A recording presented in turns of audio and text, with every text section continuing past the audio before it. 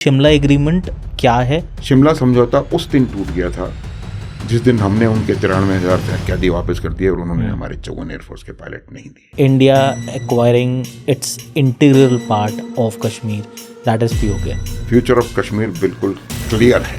कश्मीर भारत का है, था और रहेगा। बहुत इम्पॉर्टेंट टॉपिक शिमला एग्रीमेंट, क्योंकि ये अभी बहुत ज़्यादा न्यूज़ में भी है और पाकिस्तान ने बोला that they have cancelled the agreement वाला पार्ट। तो मैं चाहूँगा कि एक शॉर्ट में, जैसे आपने हमको ये बताया कि इंडस वाटर ट्रीटी क्या है, हमारी ऑडियंस को बताया, ऐसे ही शिमला एग्रीमेंट क्या है और उसका क्या पर्पस था? शिमला समझौता वो भारत के इंटरेस्ट के कहीं ना कहीं खिलाफ था। ओके। वो शिमला समझौता भी heavily loaded in the favour of Pakistan. Okay. 13,000 kilometre हमने एरिया जो कि हमने जीता था वो वापस कर दिया। लेकिन वो हमारी रामायण की शिक्षा है कि आप लंका में जाके विजय करके और लंकाओं को दे करके आ जाते हैं, तो ये ठीक है, उसकी मैं वजह नहीं पूछना चाह रहा। लेकिन आपने 13,000 किलोमीटर दे दिया, 93,000 आपने अपने सैनिक उनको दे दिए, वापस कर दिए। 54 एयरफोर्स के पायलट्स थे जो कि उन्होंने पकड़े थे, आज तक वापस नहीं आए। I hope you know this. Yes.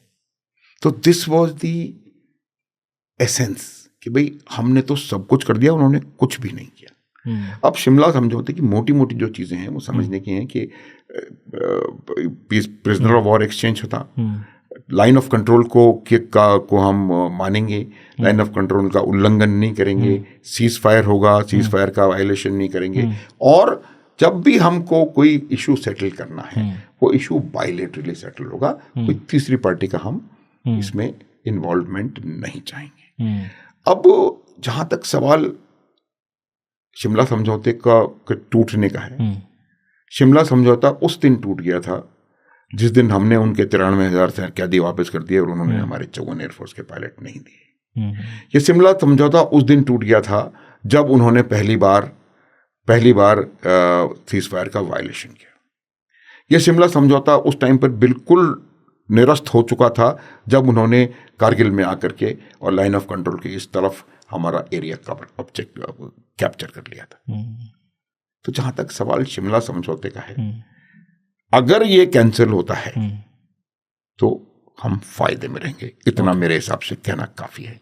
और ये पाकिस्तान भी जानता है और वो इस बात को ये भी जानते हैं और IWT के बारे में भी जानते हैं, और उनको पता है कि ये दोनों unduly loaded in favour of Pakistan थे और इनके निरस्त होने से सिर्फ और सिर्फ भारत का फायदा है, सिवाय एक इशू के कि वो बाहर वाले को लाएंगे, बाहर वाले को हम नहीं एक्सेप्ट करेंगे, उन कुछ नहीं कर सकते। India acquiring it's integral part of Kashmir, that is PoK. Future of Kashmir बिल्कुल क्लियर है। कश्मीर भारत का है, था, है और रहेगा। ये मैं रेटोरिक नहीं है, ये मैं सही बता रहा हूं फैक्ट्स पे। आज कश्मीर में पॉपुलरली इलेक्टेड गवर्नमेंट है। आज कश्मीर में वो गवर्नमेंट है जो कहती है कि इंडस वाटर ट्रीटी कश्मीरियों के हित के खिलाफ थी। आज कश्मीर में वो गवर्नमेंट है जो कि तिरंगा अपने हाथ में उठा करके लाल चौक में ट्राई कलर अनफर्लिंग करते हैं। आज कश्मीर में वो गवर्नमेंट है जो कि साफ कहती है कि इस पहलगाम के हमले में पाकिस्तान का अटैक है। तो कश्मीर का जो भविष्य, जहां तक कश्मीर का है, वो भविष्य बिल्कुल क्लियर है।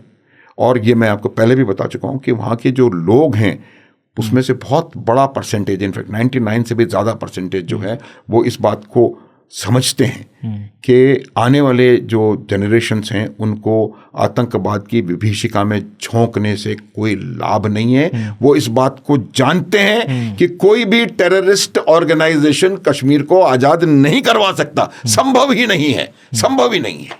POJ के स्वयं तड़प रहा है भारत की तरफ आने में। पहले क्या था, फर्क क्या है?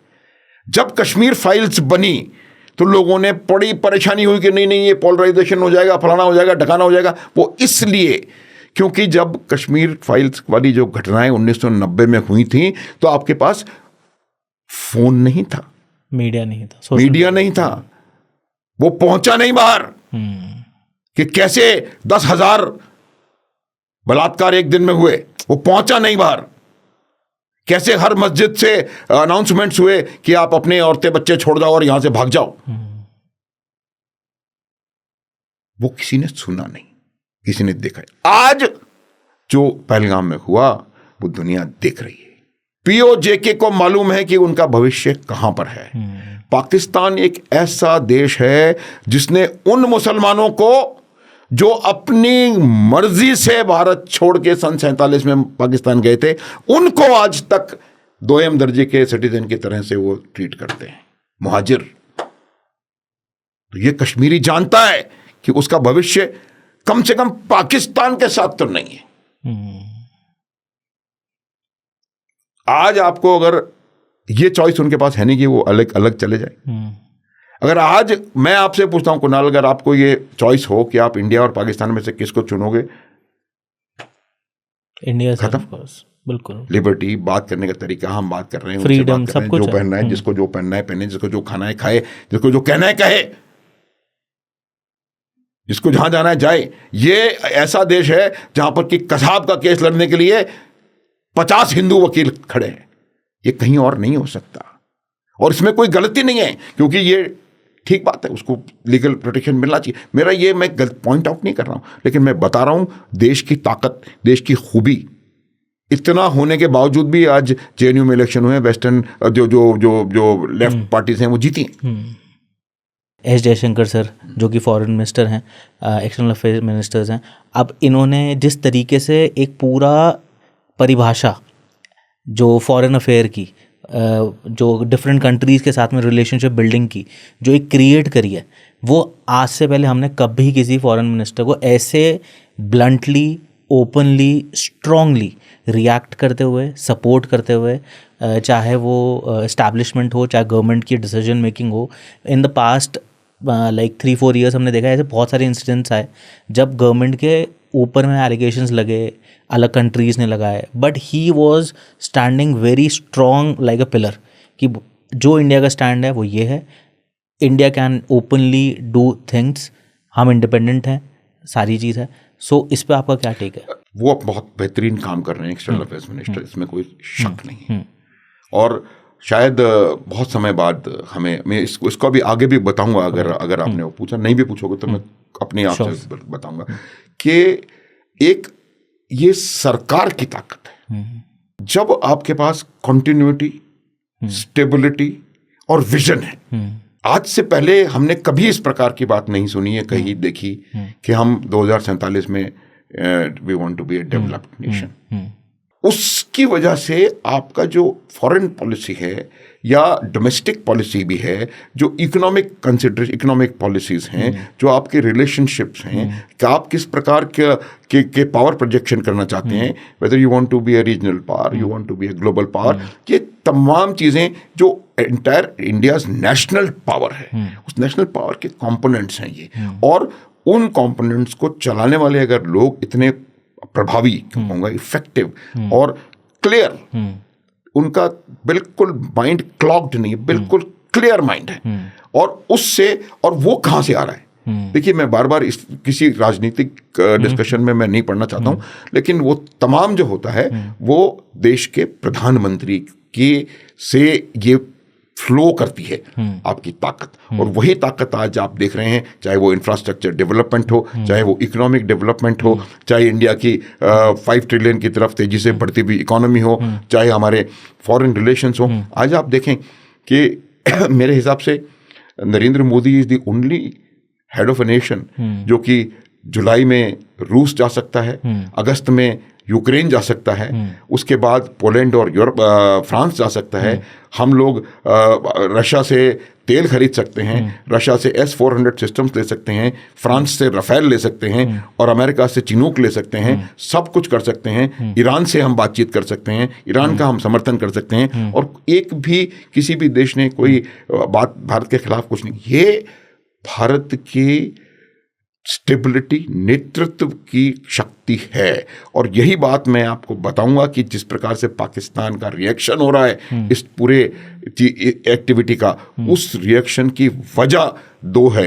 एक वजह उस रिएक्शन की है भारत के पॉलिटिकल विल और मिलिट्री कैपेबिलिटी। पॉलिटिकल विल और मिलिट्री कैपेबिलिटी की वजह से आप देखेंगे कि किस प्रकार से पाकिस्तान का जो जो रिएक्शन है वो बहुत जरूरत से ज्यादा रिएक्शन है, जरूरत से ज्यादा। और यही I think this is victory. तो उसकी वजह सिर्फ यही है कि आपके पास एक बहुत शक्तिशाली और डिसिप्लिन्ड देश के बारे में सोचने वाली सेनाएं और एक बहुत पावरफुल पॉलिटिकल विल, इन दोनों का डेडली कॉम्बिनेशन है, जिसकी वजह से आज आपका फॉरेन मिनिस्टर लंदन में जाके ये कह सकता है कि पीओके हमारा है, था, रहेगा और हम इसको ले लेंगे।